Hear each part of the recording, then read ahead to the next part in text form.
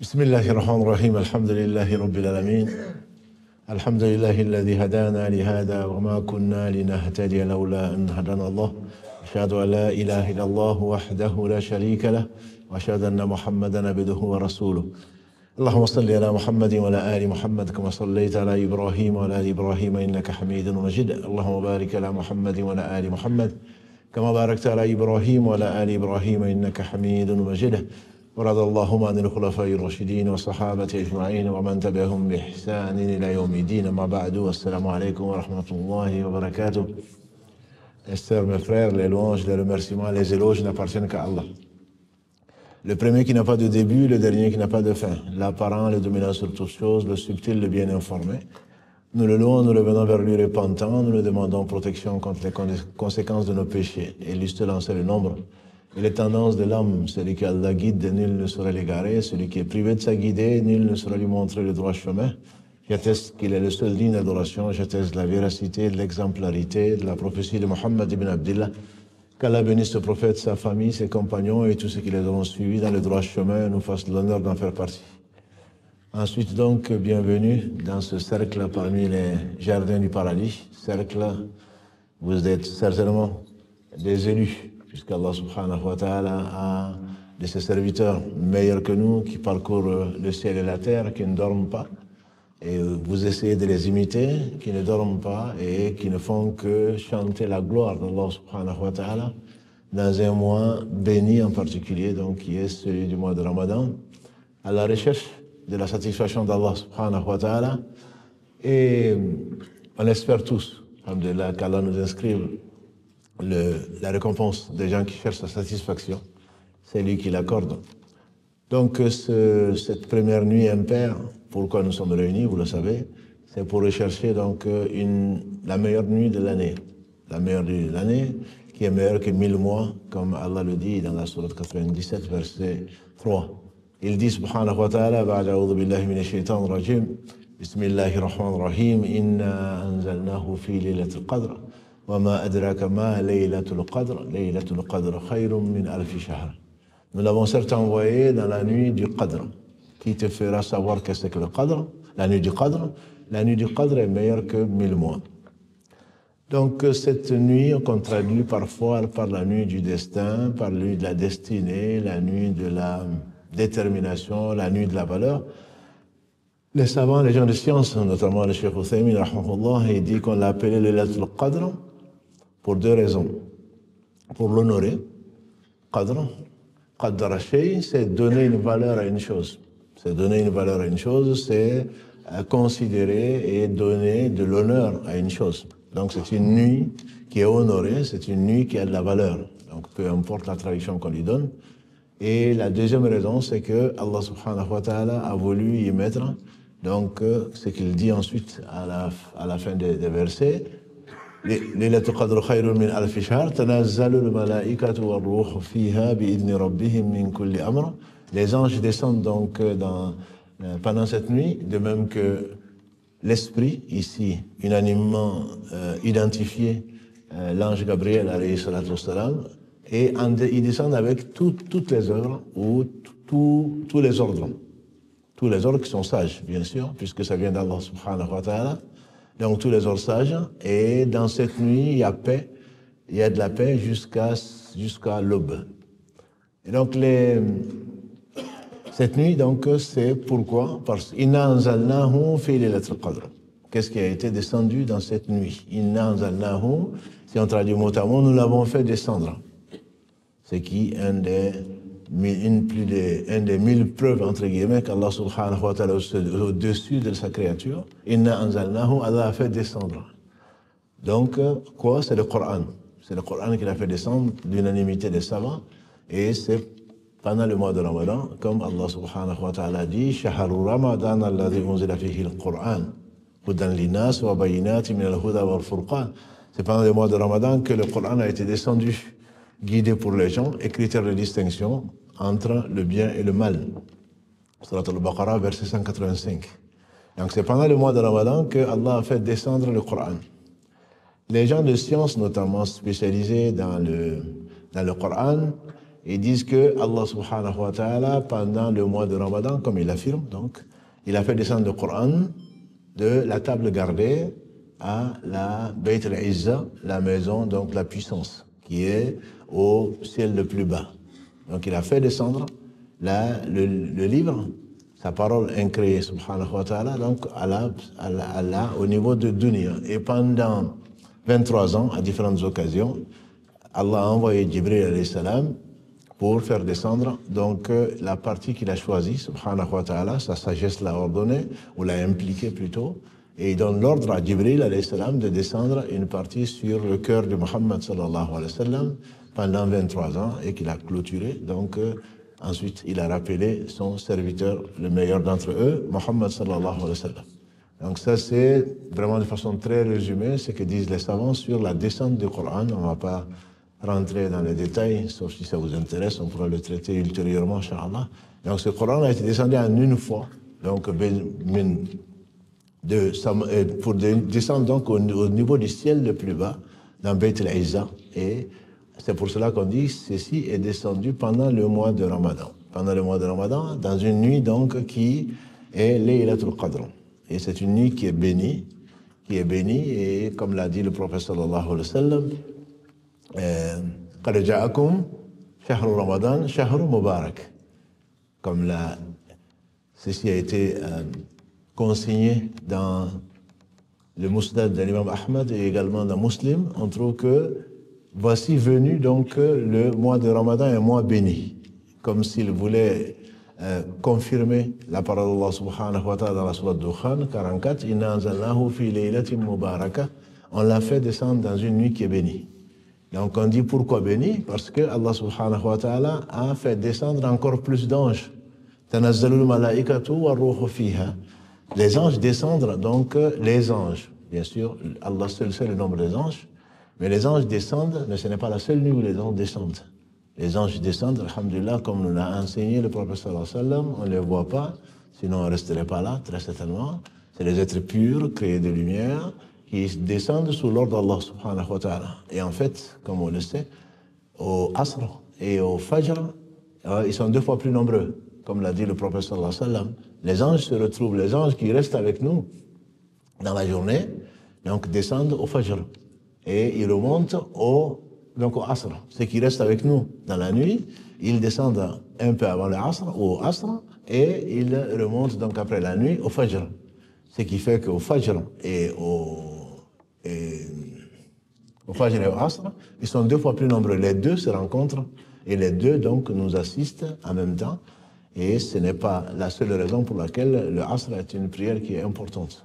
Donc, et le Fajr également, c'est un moment très important où les paresseux dorment, où les négligents, ou ceux qui ont donné beaucoup de valeur à la vie, se précipitent donc dans des œuvres qui ne sont pas les plus utiles. Et donc, ceux qui craignent Allah subhanahu wa ta'ala, qu'Allah a choisi, préfèrent commencer leur journée par donc célébrer les louanges d'Allah subhanahu wa ta'ala, et ils sont entourés des anges. Également bénis, pourquoi? Parce que le prophète sallallahu alayhi wa sallam nous a enseigné tout bien, et nous a enseigné en particulier que quand Allah a des anges, alayhim salam, et si on les voyait, peut-être qu'on ne pourrait pas se concentrer. Allah a des anges, par sagesse on ne les voit pas, qui parcourent la terre. Ils parcourent la terre à la recherche de cercles de dhikr, où on parle, on évoque Allah subhanahu wa ta'ala. Si seulement on savait. Il dit dans le verset 44 de la sourate Isra, subhanahu wa ta'ala, il dit qu'il n'y a pas de créature qui ne célèbre pas sa louange si seulement, simplement on ne comprend pas leur louange. C'est que tous célèbrent la louange d'Allah subhanahu wa ta'ala. Tout ce qui est dans les cieux, tout ce qui est sur la terre. Ces anges recherchent donc quels sont ces êtres parmi les fils d'Adam qui se réunissent pour parler d'Allah subhanahu wa ta'ala. Et ensuite ils remontent. Une autre preuve pour ceux qui ne connaissent pas leur Seigneur, une autre preuve, ils remontent vers Allah subhanahu wa ta'ala, et Allah leur demande, bien qu'ils sachent, subhanahu wa ta'ala, il leur demande d'où venez-vous? Ils disent on vient de la terre. On dira peut-être même de la mosquée du Mirail. On revient donc de la terre. Et on a trouvé de tes serviteurs qui sont en train de t'évoquer. Et Allah va dire, subhanahu wa ta'ala, est-ce qu'ils m'ont vu? Ils vont dire, non, ils ne t'ont pas vu. Et Allah va leur demander, ici, il m'avait vu. On espère tous, alhamdoulilah, cette contemplation de sa noble face qu'il a réservée donc aux meilleurs d'entre nous qui seront les hôtes du paradis. En tout cas, dans la sunna, les gens de l'orthodoxie, si on peut l'appeler ainsi, de la sunna et de la jama'a, sont convaincus de cela, et ce sont des hadiths, alhamdulillah, qui ne manquent pas, et des versets qui viennent confirmer donc se dire là que la plus grande joie, le plus grand don qu'Allah fera aux gens du paradis après les avoir comblés au paradis, ce sera donc la contemplation de sa noble face, Jalla wa ala. Et donc ils vont demander, est-ce que vous l'avez vu? Et on ne peut pas voir Allah, subhanahu wa ta'ala, dans ce bas monde. Si Moussa ne l'a pas vu, c'est pas nous qui allons le voir. Le prophète sallam, bien qu'il ait été rapproché pendant Isra wal Mi'raj, il ne l'a pas vu. Quand on lui a demandé, Abu Dhar en particulier, est-ce que tu as vu Allah? Il dit, comment je peux voir Allah? Allah est lumière. C'est ce qu'il a affirmé, et nous y croyons sans chercher le comment. Laysa kamithlihi shay, rien ne lui ressemble. Wa huwa as-sami'ul basir, il est bien celui qui entend parfaitement et qui voit parfaitement. Et donc ils vont demander, Allah va leur demander, bien qu'ils sachent, est-ce qu'ils m'ont vu? Et ils vont dire, non, ils ne t'ont pas vu. Et Allah va leur demander, et s'ils m'avaient vu? Et les anges répondront, s'ils t'avaient vu, ils t'auraient encore évoqué plus. Ils t'auraient encore évoqué plus. Ça, c'est la respiration des gens du paradis. Ils ne mangent pas, ils ne boivent pas, ils n'ont pas de besoin de dégager quoi que ce soit au paradis, mais leur respiration et leurs œuvres d'adoration, ce seront les évocations, le dhikr d'Allah subhanahu wa ta'ala dont ils vivront. Et donc Allah va leur dire, s'ils m'avaient vu, les anges diront, ils t'auraient certainement évoqué encore plus.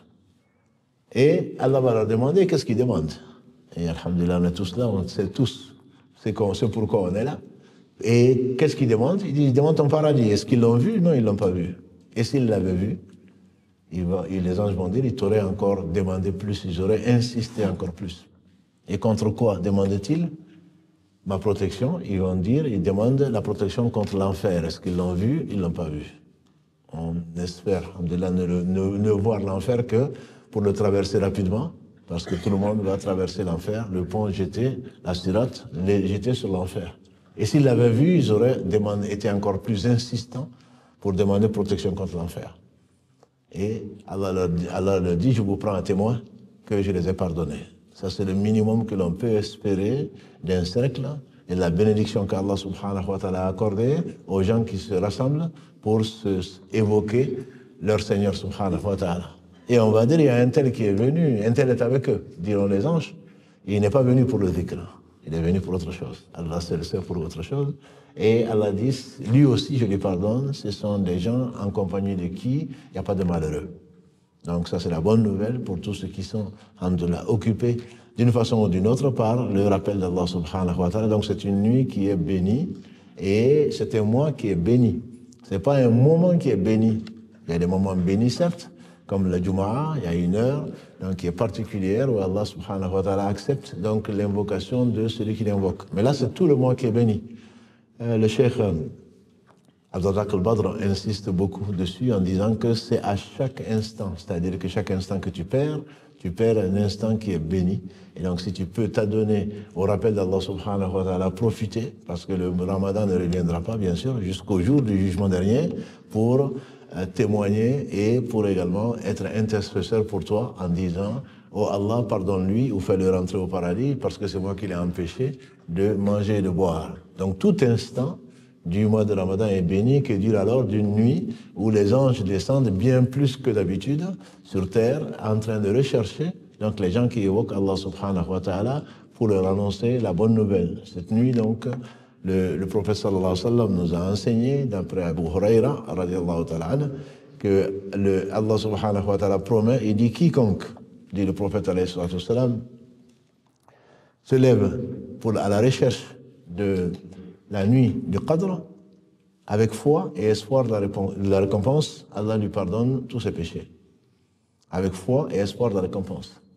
Les savants insistent parce qu'il a conditionné par deux choses. Avec la foi, et que ce n'est pas quelqu'un qui dit, bon ben, on va aller avec la famille, on va faire une sortie, surtout le 27 au soir. Bon, on croit pas, mais au cas où. Non, c'est avec une foi ferme à Allah subhanahu wa ta'ala et ce qu'il nous a enseigné, et avec l'espoir de récompense. C'est lui qui espère donc la récompense d'Allah subhanahu wa ta'ala, qui est son agrément, et ici son pardon et sa miséricorde, celui-là, tous ses péchés seront pardonnés. Les savants précisent à juste titre, quand on entend tous les péchés sont pardonnés, on a l'impression qu'on peut faire tout ce qu'on veut et puis en fait on est pardonné. Non. Chaque fois que l'on entend ça, on rappelle le hadith du prophète sallallahu alayhi wa sallam où il dit de la prière obligatoire à la prière, de la Jumu'ah à la Jumu'ah, du Ramadan au Ramadan, de la Umrah à la Umrah, les péchés sont pardonnés si on évite les péchés majeurs. Si on évite les péchés majeurs. Donc ça veut dire que si, effectivement, la prière, qui est l'acte le plus aimé d'Allah subhanahu wa ta'ala, de la prière, si on parle de tout le Ramadan, d'accord, de faire le jeûne du mois de Ramadan, et bien entendu, si ceci n'arrive pas, au travers de ces actes d'adoration noble, si nos péchés, tous nos péchés ne sont pas pardonnés, c'est que certainement ce n'est pas le fait de se lever une des nuits ou les dernières nuits du mois de Ramadan pour prier qui vont causer le fait que tous les péchés soient pardonnés. Ça, ce sont les péchés qu'on appelle les péchés véniels, qu'on dira mineurs, même si, alhamdoulilah, il y a des mineurs, il y a des majeurs, mais ce n'est pas des petits péchés comme souvent on a tendance à le traduire. Quand on parle de péchés, on dit les petits péchés, les grands péchés. Et on fait dire à Ibn Abbas, radiallahu anhu, que les petits péchés et les grands péchés sont plutôt leur nombre. Souvent on parle de 7, Ibn Mas'ud parle de 4, d'autres parlent de... Ça dépend des hadiths, mais on parle souvent de 7 grands péchés. C'est plus une influence des livres anciens ou de ce que l'on a entendu. Les 7, il y a le mot biqat dans un verset, les 7 destructrices, mais c'est pour insister dessus, mais sinon, c'est bien plus proche de 70, dit Ibn Abbas, dans une version plus proche de 700 que de 7. Les péchés majeurs sont très nombreux. Et malheureusement, peu de gens s'en éloignent, ne les connaissent pour s'en éloigner. En effet, les péchés majeurs, la meilleure définition, c'est peut-être, c'est tous ceux qui engagent le droit de quelqu'un d'autre, deviennent de l'injustice. Puisqu'Allah a promis, Ya ibadi inni harramtu dhulma ala nafsi wa ja'altu bainakum muharrama fala tadhalamu. Ô mes serviteurs, je me suis interdit l'injustice, je vous la rends interdite et ne vous faites pas injustice. Et on sait qu'au jour du jugement dernier, on prendra, Allah va trancher tous les différends. On prendra des prières qui ont été acceptées. On prend du jeûne qui a été accepté. On prend des sadaqat qui ont été acceptés. Allah n'accepte que ce qui est pur. Qu'on va donner aux gens qui ont été injustement traités. Donc c'est des péchés qui ne vont pas comme ça avec les ablutions ou avec ceci et cela. On sait que quand on fait les ablutions, les péchés sortent par la main, par les yeux, quand on les lave, etc. Donc ce n'est pas comme ça.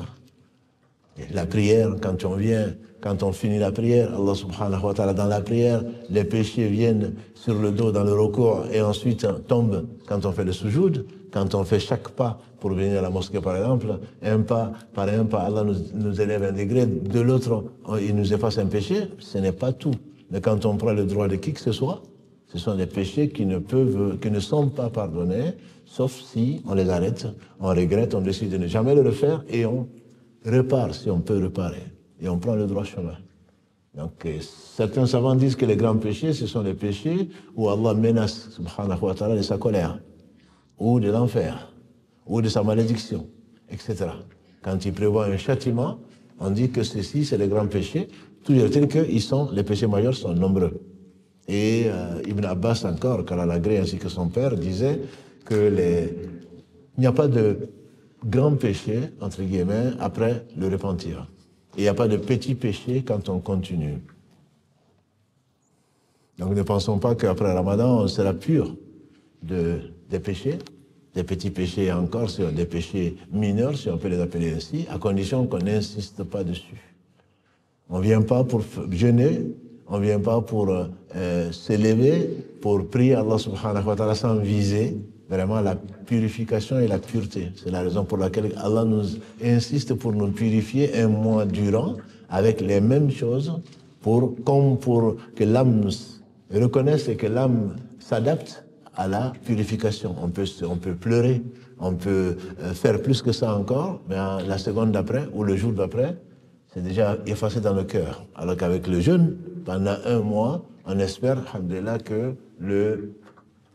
la pureté va rester et que les péchés ne restent pas dans le cœur.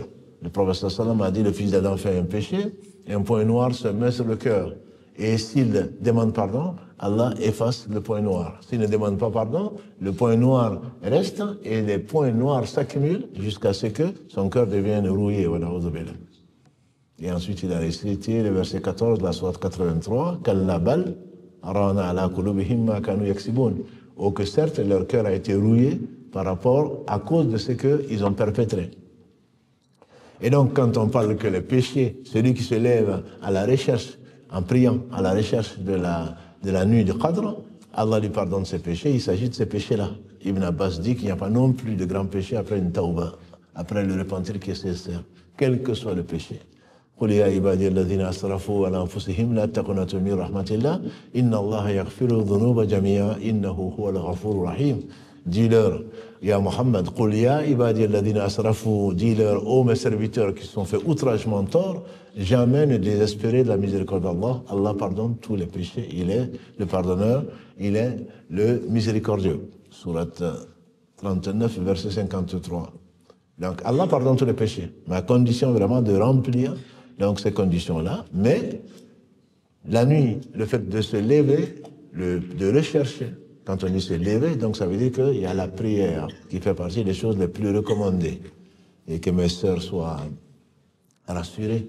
C'est pas parce que celles qui sont indisposées, c'est pas parce qu'on ne prie pas, l'intention y est et notre Seigneur est généreux. Ce que j'entends, je reçois parfois, oui, mais je viens d'avoir une triste nouvelle parce que voilà, je viens d'avoir ma menstrue et pendant les 10 meilleurs jours, c'est à ce moment que je me menstrue. Change si tu veux. Non.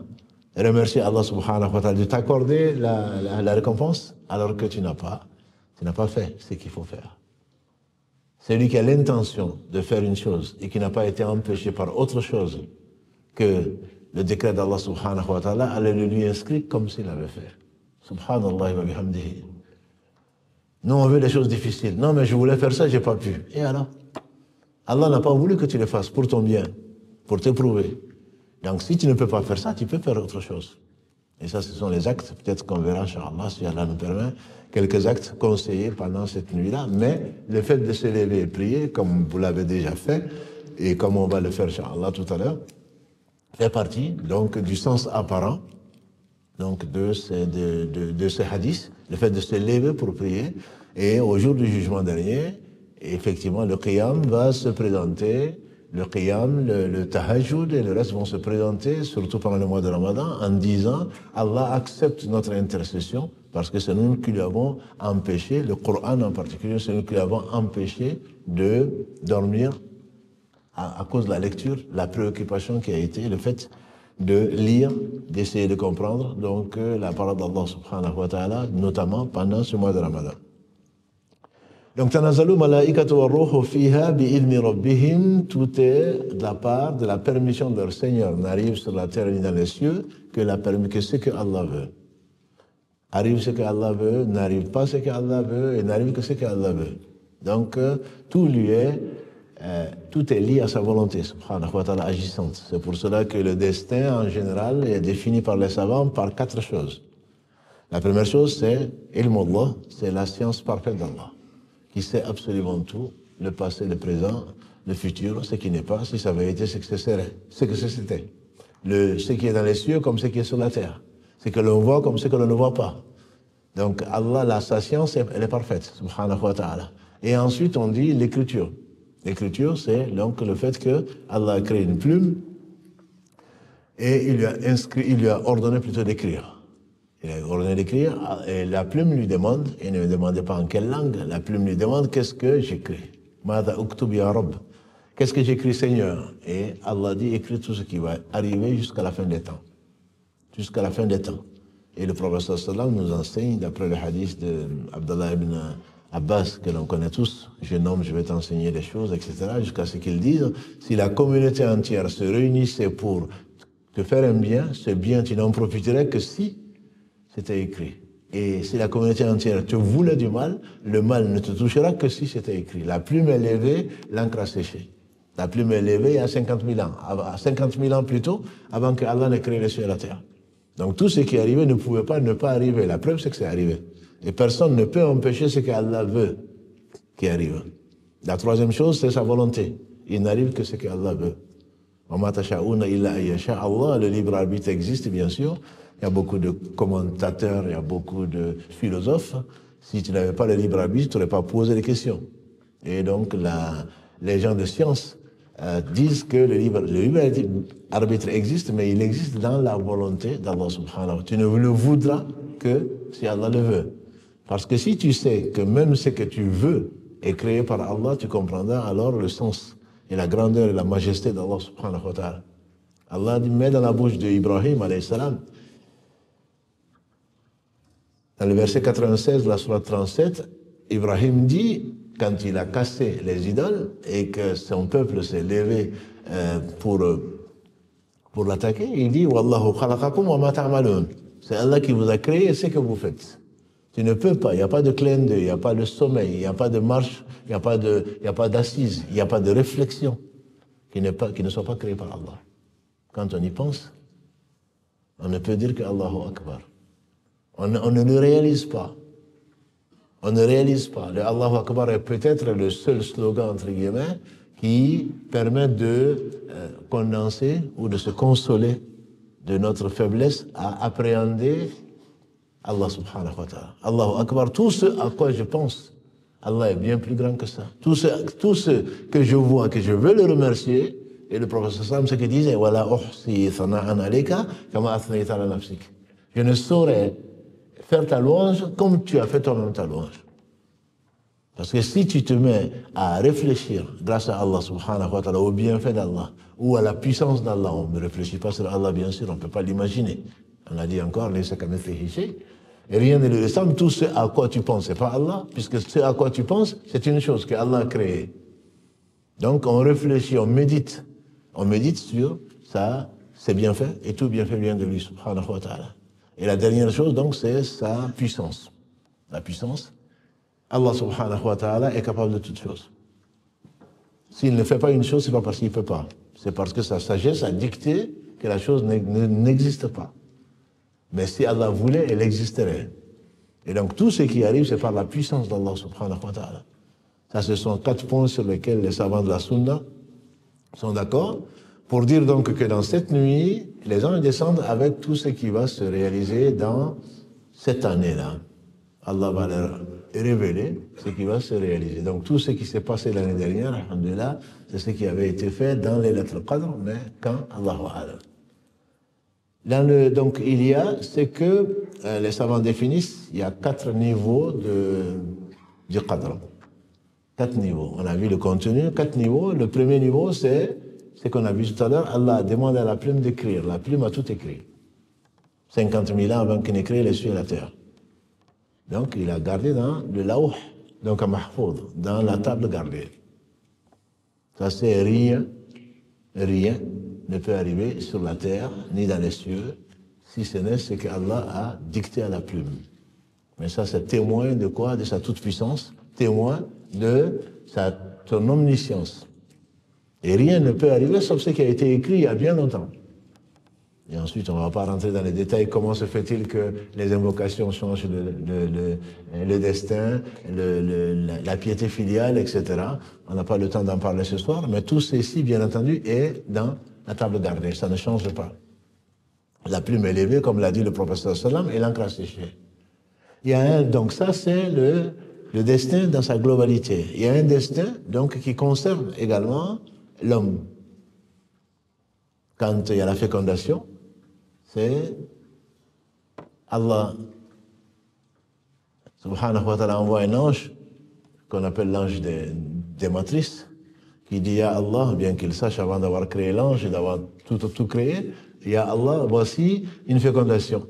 Et Allah lui dit plutôt d'inscrire donc 4 choses, dont quand il va mourir, si ça va être un homme, un garçon ou une fille, est-ce qu'il sera bienheureux ou malheureux, et sa subsistance. Et ça, bien entendu, ce n'est pas nouveau. C'est quelque chose qui est pris dans le livre, donc qui est dans la table gardée. Et il y a le destin, ça c'est le destin individuel de l'existence de tous, chacun d'entre nous. Ensuite, il y a le destin, donc, qui est descendu de l'année, et c'est ce qui nous concerne dans Laylatul Qadr. Tout ce qui va arriver cette année-là, celui qui va mourir, celui qui va naître, celui qui va se marier, celui qui va avoir un diplôme, celui qui va être malade, celui qui va guérir, celui qui va obtenir, tout ceci, ça va descendre donc dans Laylatul Qadr. Les anges auront ça entre les mains. Et enfin, il y a le quatrième niveau du destin, qui est donc le destin journalier, si on peut l'appeler ainsi. Allah dit dans la sourate Ar-Rahman, كل من عليها فان ويبقى وجه ربك ذو الجلال والإكرام يسأله من في السماوات والأرض كل يوم هو في شأن. Lui demande tout ce qui est dans les cieux et dans la terre. Dans chaque jour, il est dans une position nouvelle, entre guillemets. On dit donc d'élever certains, de rabaisser d'autres, etc., etc. Tout ce qui va arriver tous les jours. Ça, c'est le destin, entre guillemets, journalier, bien entendu, qui est dans le destin qui est descendu la nuit du Qadr et également qui est contenu dans ce que Allah subhanahu wa ta'ala a demandé à l'ange d'écrire quand il y a eu la fécondation, tout ceci contenu donc dans le Lawh, donc al-Mahfouz. Ça, c'est le résumé donc de ce que les savants nous enseignent. Je dis bien un résumé, c'est bien plus compliqué que ça. Je ne parle pas du destin suspendu, où on peut rentrer dans les détails quand on fait les doigts, quand on est bon avec père et mère, quand on a un bon comportement, notamment avec ses pères et mères et notamment avec son voisin. Tout ceci, comme l'a dit le professeur Sallam, d'après notre mère Aïcha, rien celui qui veut plutôt avoir une longévité, celui qui veut vivre plus longtemps, que Allah rajoute de sa vie, donc qu'il ait un bon comportement, qu'il ait un comportement exemplaire avec ses pères et mères, la piété filiale, et également qu'il ait un bon comportement avec ses voisins. Et ça, c'est ce que les savants considèrent comme Allah dit aux anges, s'il est bon avec son père, s'il est bon avec sa mère, rajoutez-lui de ça. Mais ceci, bien entendu, c'est dans le destin, dans le livre donc, qui est gardé auprès d'Allah subhanahu wa ta'ala, dans le Lawh, donc à Mahfouz. Parce qu'Allah sait ce qu'on ne sait pas. Et les anges ne savent pas, par contre, ils ne savent pas autre chose, comme ils le disent, hein, la ilma lana illa ma allamtana. Nous n'avons de science que ce que tu nous as enseigné. Donc Allah leur enseigne, mais par rapport donc à sa science infinie. Donc cette nuit-là qui nous préoccupe, la recherche plutôt qui nous préoccupe, c'est quand? On sait que c'est les 10 dernières nuits, parmi les 10 dernières nuits donc du mois de Ramadan.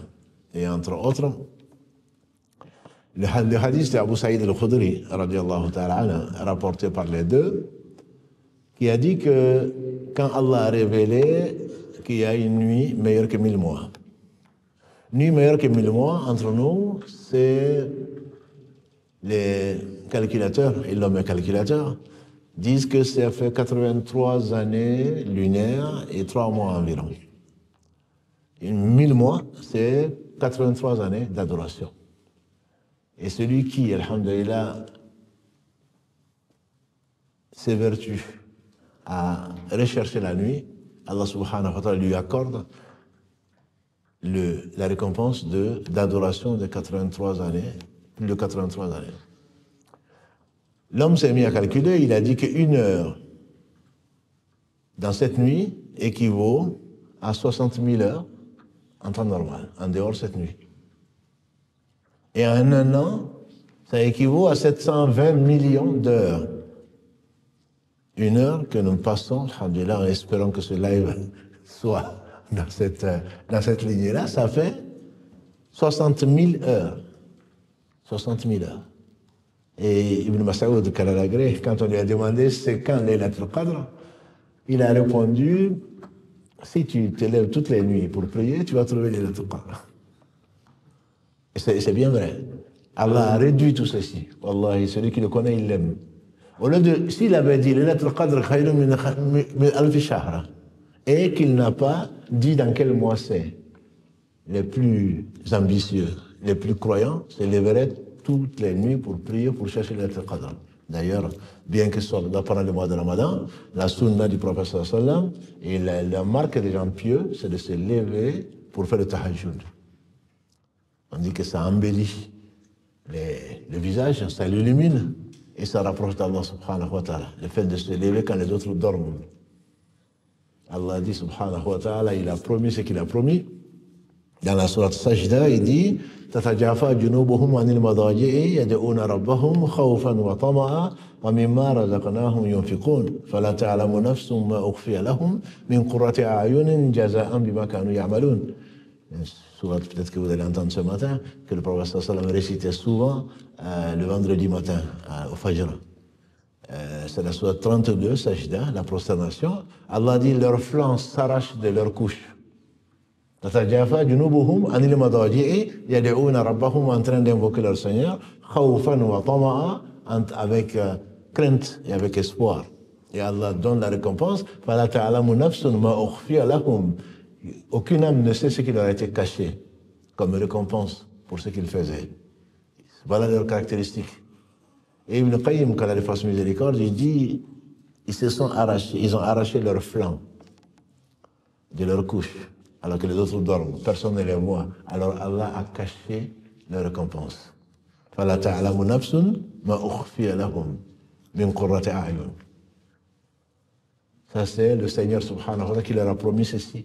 Et donc, si on savait quelle nuit c'était, très certainement, malheureusement, beaucoup d'hommes et beaucoup de femmes se seraient contentés de prier cette nuit et de ne plus prier. De ne plus prier la nuit en tout cas, de ne plus faire d'efforts. Et Allah subhanahu wa ta'ala l'a caché. Il a caché cette nuit dans le hadith d'Abu Saïd al-Khudri, donc où on avait commencé, le prophète sallam, quand on a appris que la nuit du Qadr était meilleure que 1000 mois, lui qui pourtant est assuré du paradis, le meilleur des hommes, il s'est levé, il est rentré dans la mosquée pour faire donc la retraite spirituelle, et itikaf. On rentre avec l'intention de plaire à Allah, on ne fait plus, on abandonne le monde et on ne fait plus que de l'adoration sous toutes ses formes. La prière en état de jeûne, en général en tout cas, la prière, la lecture du Coran, beaucoup de dhikr, etc. Et on ne doit sortir de la mosquée que pour une affaire urgente et essentielle. À l'époque, il n'y avait pas de toilette par exemple. On va chez soi, entre guillemets, juste pour ça, et on revient. Après avoir passé le salam, donc à sa famille, on revient. Juste ça. Pas de commerce, on n'en discute même pas. Et il est rentré les 10 premiers jours pour rechercher cette nuit. Et donc il est ressorti. À sa sortie, il a rencontré Jibril, alayhi salam, qui lui a dit, ce que tu cherches, c'est après.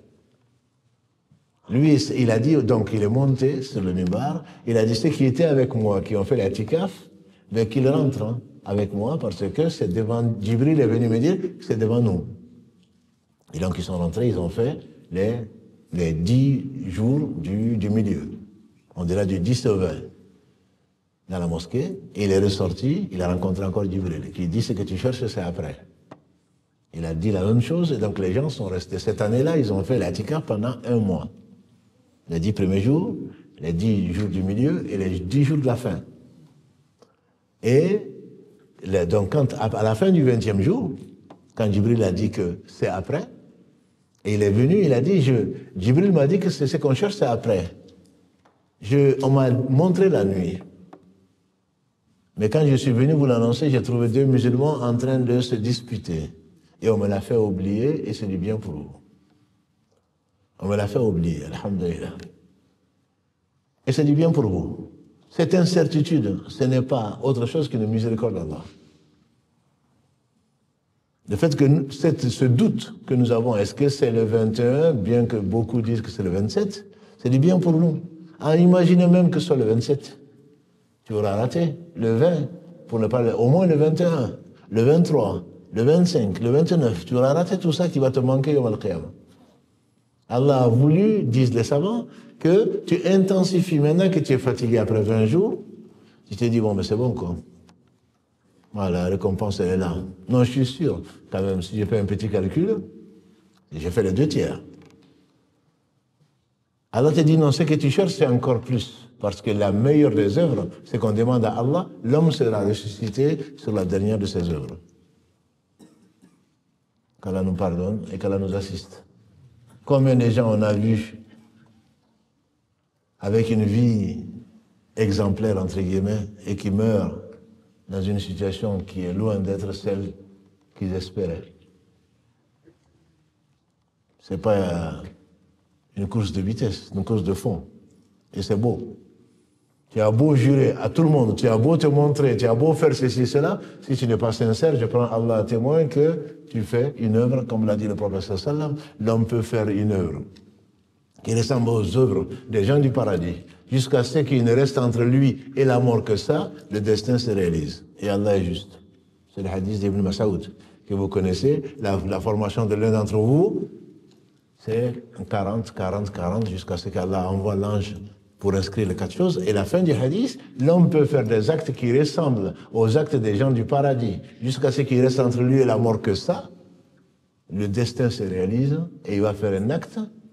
Si on va au paradis, c'est que le dernier acte a été un acte des gens du paradis. Ceux qui vont en enfer, c'est que le dernier acte a été un acte des gens de l'enfer. Personne n'est garanti. Ceux à qui Allah a annoncé le paradis, ils n'en doutaient pas. Mais ils craignaient qu'ils d'être hypocrites. Je pense à Omar ibn Khattab, radiallahu ta'ala. Nous, on nous aurait dit, ça y est, là. Tu fais un rêve, on en parlera peut-être demain, Inch'Allah. Tu fais un rêve et tu te vois au paradis. Ça y est, c'est fini. La mosquée, Croix-Rouge, un sens interdit. Moi, c'est bon. C'est bon, là. J'ai le paradis, qu'est-ce que je cherche encore? Je ne peux pas... Non, le paradis à 100 degrés. Non, mais moi, le rez-de-chaussée, ça me suffit. Après, maintenant, je vais m'occuper de ce bas monde-là. Non. Ça, c'est dans les gens qui étaient ambitieux, qui craignaient leur Seigneur. Et Omar ibn Khattab encore, quand il a été assassiné, quand il a la grève, et qu'on est venu lui dire, Ibn Abbas, radiallahu anhuma, qui lui dit, Ya Amir al-Mu'minin, la bonne nouvelle. Tu as été avec le professeur Sallam, et quand il est mort, il était satisfait de toi. Tu as été, ensuite, tu as accompagné ensuite Abu Bakr. Pendant son califat, il était satisfait de toi quand il est mort. Ensuite, il t'est occupé des affaires des musulmans. Et quand maintenant, les musulmans sont satisfaits de toi. La bonne nouvelle. Il a dit, laisse-moi tranquille. Si j'ai été avec le prophète sallallahu alayhi wa sallam, s'il a été satisfait de moi, ça c'est une faveur d'Allah sur moi. Si j'ai été avec Abu Bakr, que Allah a été satisfait, qu'Abu Bakr a été satisfait de moi, c'est pas une faveur de moi sur Allah. Nous on dit non, non, on a jeûné, on a prié, on a fait ceci, on a fait la sadaqa, on a creusé un puits, on a construit une mosquée. Donc quand même quoi, on a fait quelque chose. C'est une faveur d'Allah sur toi. C'est Allah qui t'a donné, c'est Allah qui t'a permis de le faire, comme les gens n'ont pas pu le faire. Il dit, si aujourd'hui, je suis dans cette position, que les musulmans sont satisfaits de moi, c'est une faveur d'Allah sur moi. C'est comme ça qu'il faut vivre, c'est comme ça qu'il faut voir les choses. Si tu es là ce soir, ce n'est pas de, ouais, mais Allah, quand même, quoi, il est 1h30, hein, il est 40 même. C'est quand même, j'ai fait des efforts. C'est Allah qui t'a permis d'être là. Comme les gens sont en train de faire ce qu'on n'aimerait pas citer, les plus pieux d'entre eux sont en train de dormir peut-être. Non, c'est une faveur d'Allah sur toi. Si tu fais la prière, tu ne fais pas la prière pour Allah. Tu fais la prière pour toi-même, en visant l'agrément d'Allah. C'est pour cela quand il dit salam alaikum, le prophète sallam dit astaghfirullah, astaghfirullah, astaghfirullah. Je demande pardon à Allah pour le manquement que j'ai pu faire, que je n'ai pas pu faire comme Allah m'a invité à le rencontrer, à dialoguer avec moi, et je n'ai pas trouvé mieux que de laisser mon esprit vagabonder. Penser à ceci et demain, et ceci et cela, alors que tu es devant Allah. Il demandait pardon 70 fois par plus, 70 fois par jour, 100 fois par jour, dans la version de Muslim. 100 fois par jour, il demandait pardon à Allah. Nous, on est là, non, mais quand même, maintenant, entre le paradis et moi, il n'y a que la mort. Donc c'est une faveur d'Allah sur nous d'être là, d'exister. Combien de gens sont dans la tombe, combien de gens vous avez enterrés. Et le ramadan n'est pas terminé. Allah seul sait si on va finir. Combien de gens on a enterrés qui donneraient la terre et ce qu'elle contient pour pouvoir faire un seul soujoud, comme l'a dit le prophète sallallahu alayhi wa sallam. Donc si Allah nous prolonge la vie, nous permet de vivre une seule heure, un seul jour, le prophète sallam a dit, les meilleurs d'entre vous, c'est ceux qui ont vécu le plus longtemps dans les bonnes œuvres. Et les pires d'entre vous, c'est ceux qui ont vécu le plus longtemps dans des mauvaises œuvres. Donc c'est une faveur d'Allah subhanahu wa ta'ala sur nous, et ce n'est pas, Allah ne doit rien à personne. Allah ne doit rien à personne. On remercie Allah, on doit le remercier, parce que c'est lui qui nous a choisi, pour être musulmans, pour nous donner la foi, et pour nous permettre de faire des œuvres, on espère, il y en a qui va agréer. On revient donc à ce fameux hadith d'Abu Saïd al-Khudri, radiallahu ta'ala anhu. Il dit, j'ai trouvé les deux musulmans en train de se disputer, j'ai oublié, c'est une faveur d'Allah. C'est du bien pour vous plutôt. Quand tu vois la vie comme ça, bien entendu, tu as compris qu'Allah ne fait que le meilleur. Tu ne vas pas courir sur ce que tu as perdu. Nous, on est là toujours en train de râler. J'ai pas eu ça, j'ai pas pu faire ça, je voulais faire ça. Et alors? Si Allah n'a pas permis que tu le fasses, c'est pour ton bien. Je dis bien si tu le fasses, c'est-à-dire que tu as cherché à faire le bien, tu n'as pas réussi, tu n'as pas rattrapé le bien, mais ta récompense est écrite. Il dit, je me suis vu en train de me prosterner dans la boue. Et Abu Saïd al-Khudri, radiallahu ta'ala, il a dit, ce jour, il n'y avait pas de nuages. Et on a vu des nuages se former. La ilaha illallah Muhammad Rasulullah. On a vu des nuages se former, et cette nuit, il a plu. Il a plu, et comme le toit était fait de branches de palmier, il y a de l'eau, il y a la pluie qui est rentrée. Et j'ai vu le prophète sallam appeler le Fajr avec de la boue sur le front et sur le nez. Et c'était la 21e nuit, c'est-à-dire une nuit comme aujourd'hui. C'était la 21e nuit. Cela ne veut pas dire, attention, que c'était le 21. Peut-être qu'il a plu également le 23. Peut-être qu'il a plu le 27. Mais le hadith te dit ça. Ça veut dire que toi qui attends le 27 pour pouvoir faire les Qadr, peut-être que c'est déjà fini.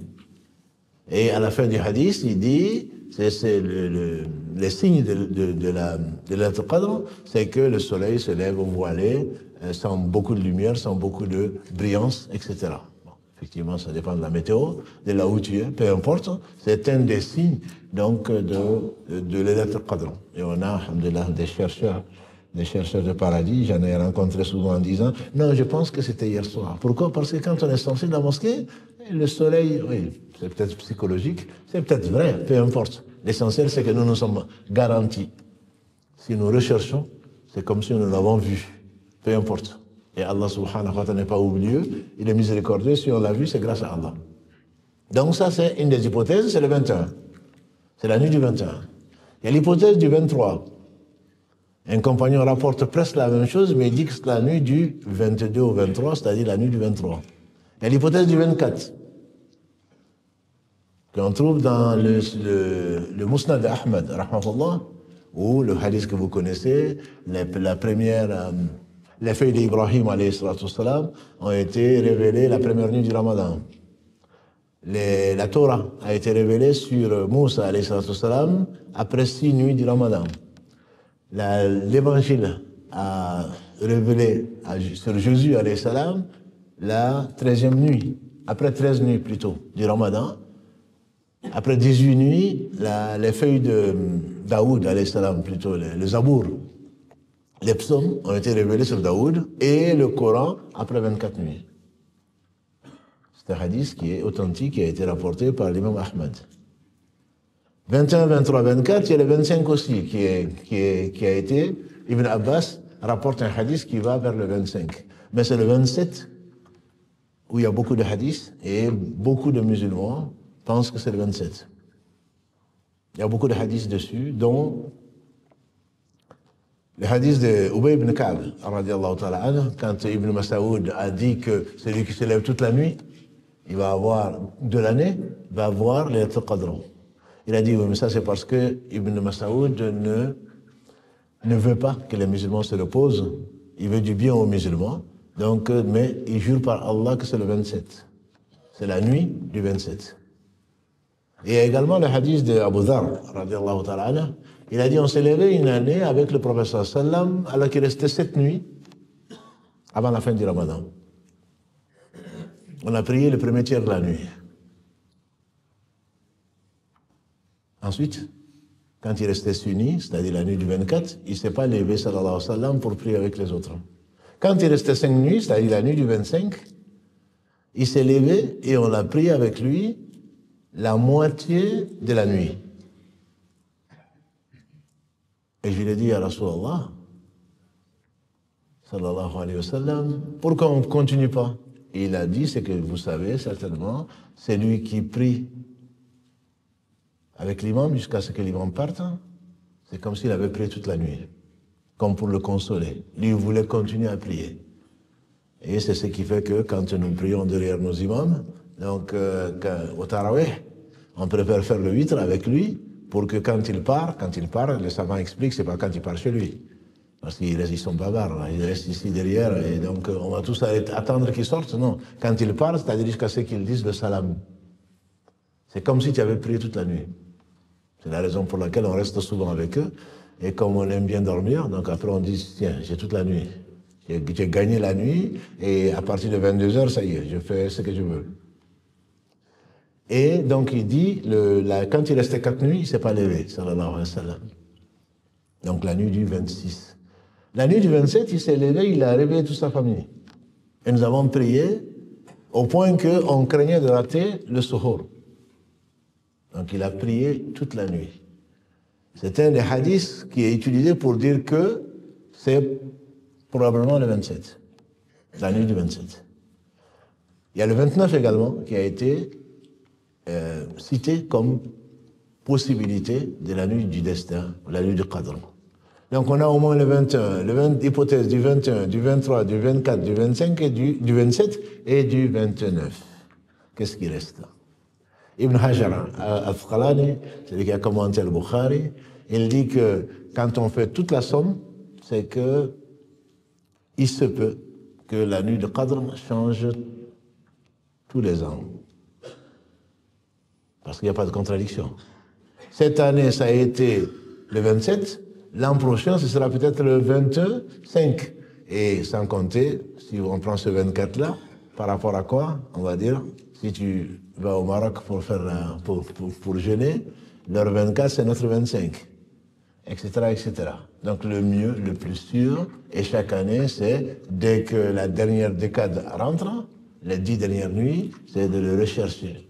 Et si tu le recherches tous les soirs, tu ne seras pas comme Ibn Mas'ud, tous les soirs au monde de la dernière décade, il se peut, Inch'Allah, que tu gagnes. Et ce que tu cherches, c'est-à-dire d'avoir tous tes péchés qui seront pardonnés, comme l'a promis le prophète sallallahu alayhi wa sallam de la part de son Seigneur subhanahu wa ta'ala. Donc, ce sont des hypothèses. Alhamdulillah, il n'y a pas de nombre. Le prophète sallallahu alayhi wa sallam priait, donc, pas plus que 13 rakats. Mais comme disait notre mère Aïcha, radiallahu anha, ne me demande pas combien c'était beau, combien c'était long. Hudayfa ibn Yaman, radiallahu ta'ala anha, est venu trouver un jour le prophète en train de prier. Il était content. C'est évident. Nous, on veut le voir en rêve. Si tu le vois en réalité, en train de prier, bien sûr, tu vas te précipiter pour prier avec lui. Il a dit, quelle chance. Il dit qu'il a trouvé, il a commencé Surat al-Baqarah. Et Hudayfa a dit, je me suis dit, quand il va arriver à la moitié, il va s'arrêter. Il a continué jusqu'à la fin de l'Al-Baqarah. Il a dit, bon, il va quand même maintenant faire le record.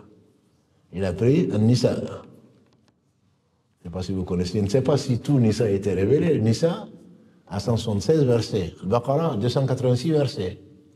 Il a fini Nisa. Il a dit, bon, maintenant, il va faire le record. Il a continué. Il a pris Ali Imran, 200 versets. Et quand il a fini, il a dit Allahu Akbar. Ah, ça c'est vraiment Allahu Akbar. Il a fait le record. Il dit il est resté presque aussi longtemps dans le record que quand il était debout. Quand on parle de la prière du prophète sallam, on comprend mieux pourquoi ses pieds étaient enflés. Et pourtant, Allah lui avait pardonné ses erreurs qu'il a pu faire. C'est ce qu'il lui a dit d'ailleurs notre mère Aïcha, radiallahu ta'ala. Ya Rasulallah, pourquoi tu te donnes autant de mal alors que Allah t'a pardonné tes péchés, liyaghfira laka Allahu ma taqaddama min dhanbika wa ma ta'akhkhar. Dans la sourate 48, Allah dit, afin que Allah te pardonne tes péchés. On ne parle pas de péché, bien sûr, le prophète n'a pas fait de péché, dans le sens de volontairement. Ce qu'il a pu faire comme erreur, passé et à venir. Pourquoi tu donnes autant de mal? C'est notre raisonnement. Allah nous dirait, tu n'as pas de péché, je t'ai tout pardonné. Allah seul sait où on serait. On est tous des pécheurs. Et il a dit, est-ce que tu ne veux pas, Aïcha, que je sois un serviteur très reconnaissant? Je te dirais, toi, mon frère, ma soeur, est-ce que tu ne veux pas être un servant ou une servante reconnaissante? Allah donne tout à tout le monde sauf la foi. Allah t'a donné la foi. Et tu es paresseux, tu es paresseuse avec ça. Allah t'a donné la santé. Allah t'a donné le monde de ce qu'il contient bien plus. Allah a embelli, comme il dit dans la sourate 49. Il a embelli la foi. Il a donné la foi. Et il a embelli. C'est que les gens voient beau, la perversité, le mal que les gens font, ça, Shaitan les a embellis à leurs yeux. Et toi, Allah, et Allah a rendu ça vilain pour toi. Si on ne fait pas le mal, c'est grâce à Allah, parce que Allah l'a rendu mauvais dans nos balances. Sinon, on ferait tous du mal. Le bien, il nous a incité à le faire. Il nous l'a montré, il nous a incité à le faire, il nous a aidé à le faire. Comment tu peux ne pas remercier Allah subhanahu wa ta'ala? Comment tu peux ne pas remercier? Et donc, ce Seigneur a voulu que l'un des actes qu'il aime le plus, que faisait le prophète sallam, donc c'était la prière, ce qu'on appelle tahajjud, et il l'a fait, alhamdoulilah, en général seul. Donc il est permis de faire le tarawih, si on peut l'appeler ainsi. Le tarawih n'est pas autre chose que le nom du tahajjud ou du qiyamul layl, donc tout c'est compris après l'Aïcha, pendant le mois de Ramadan. C'est Omar ibn Khattab, radiallahu ta'ala, qui a institué cette sunna, pour ne pas dire, qui a fait revivre cette sunna. Pour les gens qui disent qu'il y a des bonnes bid'ah ou il y a des mauvaises bid'ah, ça, il a suivi les pas du prophète sallallahu alayhi wa sallam qui dit « Alaykum bi sunnati » suivez ma sunna et la sunna des khulafa bien guidés, sans discussion. C'est bien Abu Bakr, Omar, Othman et Ali. Il n'y a pas de divergence entre les savants. C'est la question. Omar a vu que le prophète sallallahu alayhi wa sallam aimait, il incitait les gens à prier la nuit du Ramadan, surtout les dernières nuits. Mais comme il est sorti et que les gens sont sortis, il a eu peur que Allah subhanahu wa ta'ala, par miséricorde pour sa communauté, il a eu peur qu'il y ait une révélation pour dire que le qiyam soit une obligation. Sallallahu alayhi wa sallam. C'était pas pour lui. Il priait alors qu'il n'avait pas de péché, il priait jusqu'à ce que ses pieds étaient enflés. Mais c'est par pure miséricorde pour sa communauté. Parce que si Allah avait rendu obligatoire, c'est pour ça qu'il s'est fâché. Sallallahu alayhi wa sallam, il s'est fâché. Il a dit le hajj. Il y a eu un as au bout des gens, le hajj vous a été rendu obligatoire. Il y a un qui s'est levé, qui a dit, Ya Rasulallah, c'est une fois par an. Il s'est fâché. Je vous ai laissé tranquille, laissez-moi tranquille. J'ai dit que le hajj vous a été rendu obligatoire. Si je disais que c'était chaque année, ce serait chaque année. Parce qu'il a été envoyé comme miséricorde. Il a eu peur pour sa communauté parce qu'il sait qu'on ne pourrait pas le supporter. Lui, il le supportait. Allah lui a donné la force de le supporter. Et donc, il a eu peur, il est resté chez lui et il priait jusqu'à ce que ses pieds étaient enflés. Et quand il a vu, après sa mort, Omar ibn Khattab a vu Abu Bakr de son temps, les gens priaient individuellement ou en petits groupes. Quand Omar a vu tout ça, il a dit, et si je les mettais tous derrière un imam et qui prient tous ensemble? C'est ce qui a donné le tarawih. Ubay ibn Ka'b, il a été désigné comme imam des hommes et un certain Suleiman a été désigné comme imam des femmes. Et quand il a vu ça, il a dit quelle belle bid'a. Une innovation que j'ai rencontrée donc d'un point de vue linguistique. Et il n'a jamais fait une chose, jamais on aurait imaginé que Omar ibn Khattab ou Abu Bakr Siddiq, radiallahu anhum, qu'ils fassent une chose que le prophète sallam n'a pas faite. On n'a pas le temps. Mais qu'est-ce qui s'est passé? Quand à la bataille de Yamama, 3000 connaisseurs du Coran par cœur ont connu le martyr, Omar ibn Khattab, encore lui, il est venu trouver Abu Bakr et il dit à Abu Bakr, voilà que les compagnons du prophète sallam, les porteurs du Coran, les meilleurs, Ahlul Qur'an, Ahlullah, wa khasatu, comme a dit le prophète sallam. Les gens du Coran, les porteurs du Coran, ce sont les meilleurs d'entre eux. C'est ce que Allah a choisi. Ahlul Qur'an, Ahlullah. C'est les gens que Allah, wa khasatu, il a choisi ces gens pour lui. Ils sont en train de mourir. À la bataille de Yamama contre Muslim al-Kaddab, qui s'est prétendu prophète, les musulmans l'ont affronté, ils sont armés, et il y a eu 3000 morts. Ils ont eu du mal. 3000 morts parmi les gens qui connaissaient le Coran par cœur. Ils ont eu du mal à se défaire de musulmans. Ce n'est pas parce que tu es musulman que à tous les coups tu sors, ça y est. Des gens ils meurent. Non. Allah te teste pour choisir et pour élire des martyrs. Allah n'a pas besoin de toi. N'est-ce pas qu'il a envoyé des anges à Badr, et ce n'est pas qu'à Badr qu'il les a envoyés pour décimer les polythéistes. Allah n'a pas besoin de qui que ce soit. Et quand on va pour rendre une histoire longue ou courte, quand Omar ibn Khattab a vu ça, et s'il y avait un inspiré dans la communauté, ça aurait été lui, il a été voir Abu Bakr. Il dit à Abu Bakr, voilà, je crains, s'il meurt, les gens qui connaissent le Coran par cœur, s'il meurt, je crains qu'on soit comme les juifs et les chrétiens et qu'on diverse sur le livre. Et si tu le mettais par écrit? Abu Bakr, qu'est-ce qu'il dit? C'était le meilleur d'entre eux. Il dit, comment tu vas, ya Omar, comment tu vas me demander de faire une chose que le prophète Hassan n'a pas faite? C'est ça le réflexe. Comment je vais faire une chose que le prophète n'a pas faite?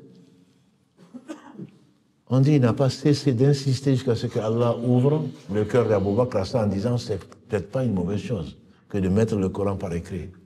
Ils vont chercher un jeune intellectuel, Zayd ibn Thabit, un Ansar, qui était un des scribes du prophète sallam, et qui lui dit, Abu Bakr le fait appeler, c'est toi qui étais un des scribes attitrés du prophète sallam, tu écrivais quand il y avait la révélation, tu le mettais par écrit. Voilà ce que ce jeune homme-là me dit. Il avait 10 ans de plus que Omar, c'est son jeune frère. Il dit, voilà ce que ce jeune homme me dit de faire. Et Zayd ibn Thabit, qu'est-ce qu'il disait? On m'aurait demandé de porter la montagne, ça m'aurait été plus facile que de faire une chose que le prophète sallam n'a pas faite. Ça, c'est l'esprit des compagnons du prophète sallam. Aujourd'hui, je parle de la sunna, on a l'impression que, non mais oui, mais bon, les compagnons, oui, on est des hommes, ils sont des hommes. Quand tu n'as même pas de sexe, je dirais. Et c'est des hommes, il y avait des femmes parmi elles. Mais toi, on ne sait même pas qui tu es. Et donc, les compagnons ont fait ces prières ensemble et en groupe. C'est pour cela que quand on a demandé à Cheikh Albani qu'il fasse miséricorde, ou d'autres, est-ce que c'est mieux de prier seul ou de faire en groupe? Il a dit c'est mieux de prier en groupe. Pourquoi? Parce que les compagnons ont prié en groupe. Et c'est le meilleur de cette communauté. Ça ne veut pas dire que tu ne peux pas prier seul. Tu peux le faire. Même si en groupe, comme je l'en ai parlé hier soir, on n'arrive plus avec le bruit, avec des gens qui causent, qui ne craignent pas Allah. Tu n'arrives pas à prier, bien sûr, mieux vaut que tu pries en groupe, que tu pries seul. Mais le fait de prier en groupe, il y a une baraka avec. C'est ne serait-ce que suivre la sunna des compagnons du prophète sallallahu alayhi wa sallam. Donc c'est pour ça que c'est conseillé. Mais si tu ne peux pas, parce que tu as raté, parce que tu travailles, parce qu'autre chose, tu peux prier seul. Ça c'est possible. Et ces nuits-là, on va les occuper. J'avais dit 1 heure, déjà 1h05. Ces nuits, on va les occuper par, je ne vais pas dire qu'on ne dort pas, le peu de temps qu'il te faut pour reprendre tes esprits, pour te reposer un peu, faire ce que tu sais lire du Coran, alhamdulillah. Et le prophète sallam a dit, celui qui a lu 100 versets la nuit n'est pas considéré comme un insouciant. 100 versets n'est pas considéré comme un insouciant. Celui qui a récité dans la nuit 200 versets est considéré comme quelqu'un de droit et de sincère. Vous voyez qu'il y a de la marge. Voilà. Donc ça, ce sont des hadiths. Celui qui peut le faire, qu'il s'approche de l'idéal, droit et sincère comme il a promis sallallahu alayhi wa sallam. Combien de rakats on prie? Lui, il en priait 11 ou 13, comme j'ai dit. Ne me demandez pas combien c'était long, combien c'était beau. Mais on dit que Omar ibn Khattab a ordonné à celui qui lisait vite dans la raka de lire 30 versets. Celui qui lisait pas trop vite de lire 25 versets. Et celui qui lisait lentement de lire 20 versets à peu près. C'est-à-dire que quand tu es imam, tu ne dois pas fatiguer les gens. Quand tu es seul, bien sûr, tu fais le Baqarah, si tu veux. Mais quand tu es devant les gens, tu dois alléger. Tout ça, ça fait partie de la sunna du prophète sallallahu alayhi wa sallam. Il y a bien entendu celle qui est indisposée, qui ne peut pas prier, et pour cause, peut faire du dhikr. Les lives qu'on est en train de faire, tout ceci, tout est adoration. L'adoration, c'est tout ce que Allah aime et agrée parmi les œuvres du cœur, de la langue et des membres. Comme l'imam Ibn Taymiyyah, il a défini, et les savants sont d'accord sur cette définition générale. C'est tout ce que tu fais pour plaire à Allah et qui a été institué par le prophète sallallahu alayhi wa sallam. Parler d'Allah, bien sûr. Même la prière, a dit le prophète sallallahu alayhi wa sallam. Le tawaf autour de la maison, la Kaaba. Le saï entre Safa et Marwa, le fait de jeter des cailloux sur les stèles de Shaitan dans le Hajj, tout ça, ça a été fait pourquoi? Pour se rappeler à Allah. Donc toutes les formes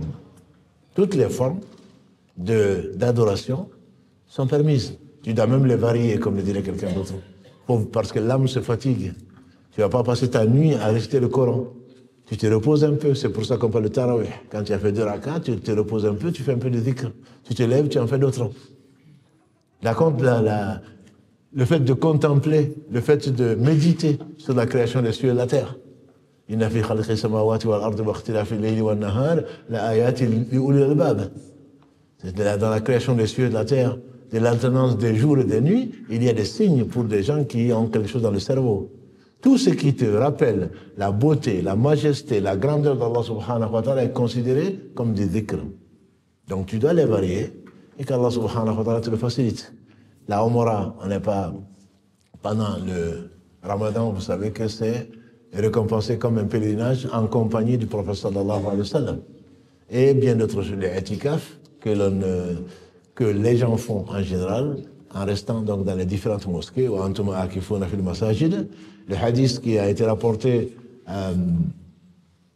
par Hudayfa encore Ibn Yaman, où le prophète sallallahu alayhi wa sallam a dit on ne fait le itikaf que dans 3 mosquées, dans les 3 mosquées que vous connaissez, la Mecque, Médine et Quds à Jérusalem.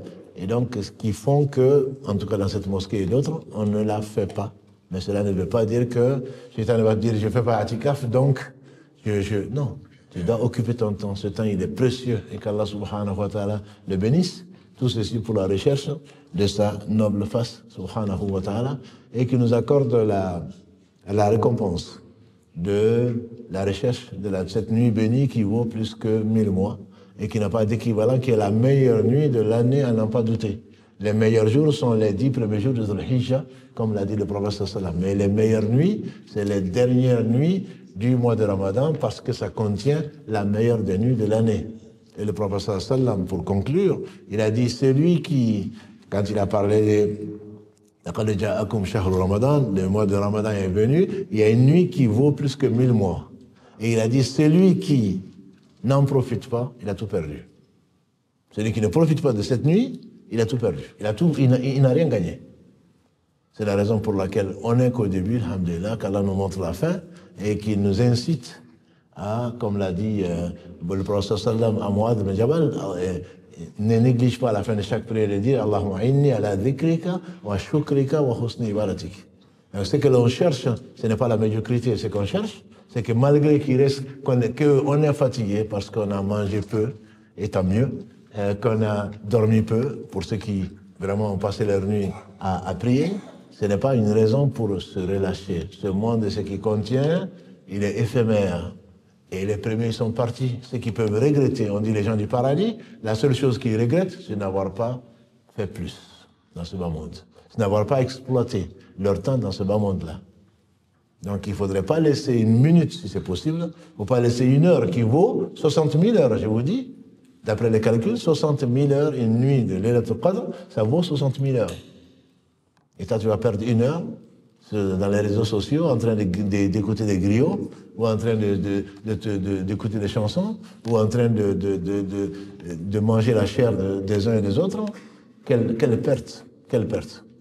Qu'Allah subhanahu wa ta'ala nous fasse profiter de ce qu'il nous a enseigné, qu'il nous pardonne ainsi qu'à ce que nous ont dévancé dans la foi, et qu'il prie abondamment, qu'il bénisse abondamment celui par lequel il a illuminé donc nos cœurs et le cœur de millions de gens. Je le nomme Muhammad sallallahu alayhi wa sallam.